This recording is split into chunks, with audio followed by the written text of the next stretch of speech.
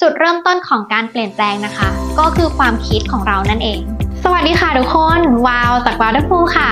วันนี้นะคะเราจะยังมาพูดคุยในส่วนหนึ่งของหนังสือที่มีชื่อว่า The Happiness Advantage ค่ะเรื่องที่เราจะโฟกัสในวันนี้เนี่ยก็คือเราทุกคนเนี่ยสามารถเปลี่ยนแปลงได้ค่ะ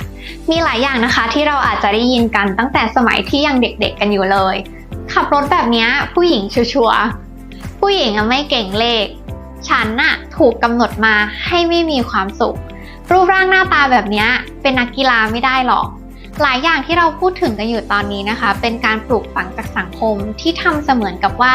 ศักยภาพของเราเนี่ยถูกกำหนดมาอย่างตายตัวโดยปัจจัยทางชีววิทยาหรือว่ารูปร่างหน้าตาของเราพันธุกรรมที่มาจากพ่อแม่หรือพันธุกรรมที่อาจจะมาตั้งแต่รุ่นปู่ย่าตายายด้วยซ้ำแต่อยากบอกว่าตั้งแต่สมัยก่อนมาจนถึงปัจจุบันนะคะความคิดเหล่านี้ได้ถูกเปลี่ยนไปแล้วเราอยู่ในสังคมที่ความคิดและศักยภาพต่างๆเนี่ยสามารถเปลี่ยนแปลงได้ค่ะในช่วงทศวรรษที่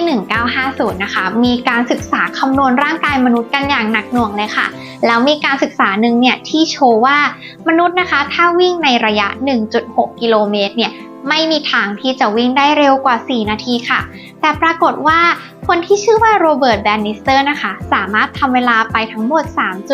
3.59.4 นาทีค่ะซึ่งแน่นอนว่านั่นก็คือเวลาที่เร็วกว่า4นาทีค่ะและนับตั้งแต่วันนั้นเป็นต้นมานะคะจนถึงปัจจุบันก็มีคนที่วิ่งได้เร็วกว่า4นาทีมาตลอดเลยค่ะซึ่งเนี่ยแปลว่าไม่มีวิทยาศาสตร์ใดนะคะที่สามารถนำมาใช้ในการวัดขีดจำกัดของศักยภาพมนุษย์ได้ค่ะและสิ่งที่สำคัญที่สุดก็คือความคิดของเรานะคะจะเป็นตัวกำหนดโครงสร้างในสมองของเราค่ะมีทีมวิจัยทีมหนึ่งนะคะไปศึกษาสมองของคนขับแท็กซี่ในเมืองลอนดอนประเทศอังกฤษค่ะในที่อังกฤษนี่นะคะเวลาเขาจะสอบใบขับขี่หรือว่าขออนุญาตขับแท็กซี่เนี่ยเขาจะต้องจำแผนที่แล้วก็ถนนที่อยู่ในเมืองลอนดอนซึ่งมีความซับซ้อนหน้าตาเหมือนเขาวงกตเนี่ยนะคะทำให้นักวิจัยเนี่ยมีความสนใจคนขับแท็กซี่ในเมืองลอนดอนนี้มากนะคะหลังจากทำการศึกษาแล้วก็พบว่าสมองส่วนฮิปโปแคมปัสของคนขับแท็กซี่นี้นะคะมีขนาดใหญ่กว่าคนปกติค่ะสมองส่วนฮิปโปแคมปัสนะคะมีหน้าที่ในการจำนะคะโดยเฉพาะความจำในระยะยาวค่ะซึ่งนั่นก็แปลว่าเขาจะต้องใช้ความจำเยอะมากๆทำให้สมองส่วนนี้เนี่ยมีขนาดใหญ่ขึ้นนะคะ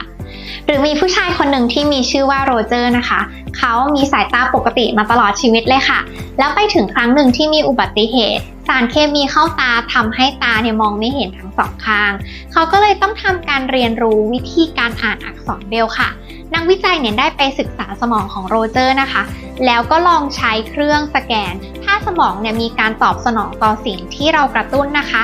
สมองส่วนนั้นเนี่ยจะมีแสงสว่างเกิดขึ้นค่ะนักวิจัยเนี่ยทำการเคาะนิ้วของโรเจอร์นะคะถ้าเป็นนิ้วที่ไม่ใช่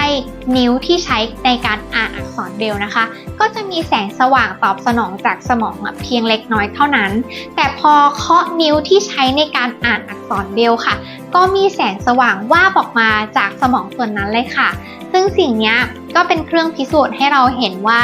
สมองของเราทุกคนเนี่ยนะคะมีการเปลี่ยนแปลงได้ตามสิ่งที่เราทำแล้วก็สิ่งที่เราคิดค่ะ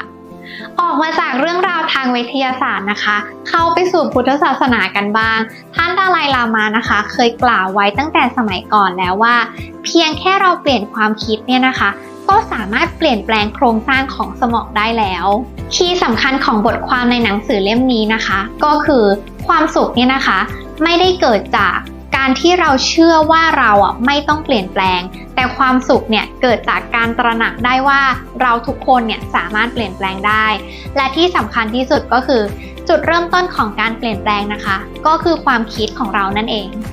และนี่คือข้อความดีๆที่มาจากหนังสือ The Happiness Advantage ที่อยากจะมาแชร์ให้เพื่อนๆฟังค่ะ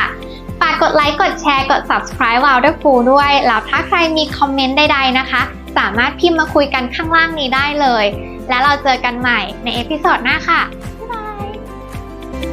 มีคำพูดของคนไทยคำหนึ่งนะคะที่พูดต่อๆกันมาว่าไม้อ่อนดัดง่ายไม้แก่ดัดยากแต่ความจริงแล้วเนี่ยไม้แก่ดัดยากเนี่ยไม่ได้แปลว่าดัดไม่ได้นะคะดัดได้อาจจะต้องใช้ความพยายามนิดนึงค่ะ